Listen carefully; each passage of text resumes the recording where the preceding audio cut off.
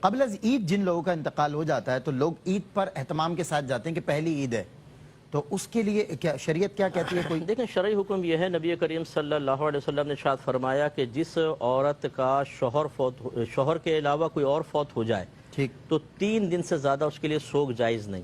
کسی کی موت پر 3 دن سے زیادہ سوگ جائز نہیں، ٹھیک ہے، سوائے شوہر کے کہ وہ 4 مہینے 10 دن سوگ منائے گی ٹھیک ہے، بیوی کے لیے. تو یہ حکم پھر عام رکھا گیا ہے. اچھا ٹھیک ہے، جو فوت ہو گیا 3 دن تک آپ اس کی تعزیت کر سکتے ہیں. اچھا 3 دن کے بعد اگر آپ جائیں گے تو یہ غم تازہ کرنے والی صورتحال ہے. ہاں دیکھیں نا، گھر والے نئے کپڑے نہیں بناتے تو عید اب پر. ہمارے ہیں یہ بالکل بدعت، اس کو سنت نہیں کہیں گے کیونکہ یہ حکم کے خلاف ہے، یہ بدعت ہے. ٹھیک ہے، کہ یہ عید ہم نہیں منا رہے، کیوں؟ والد صاحب فوت ہوئے ہیں، اس عید پہ کپڑے نہیں بنیں گے.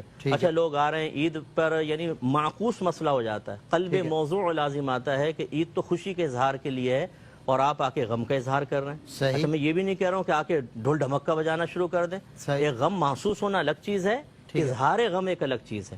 تو اس لیے اگر کوئی تعزیت کرنے عید کے دن پہنچے گا تو یہ مناسب نہیں ہے. ہاں جائیں، پیار سے بیٹھیں، کھانا کھائیں پیئیں، نئے کپڑے بنائیں، کوئی حرج نہیں ہے اس میں. لیکن یہ جو ہے کہ جو خواتین کی رائج کردہ غم رسومات کو ہیں تازہ کرنا یہ شرعاً درست نہیں ہوگا.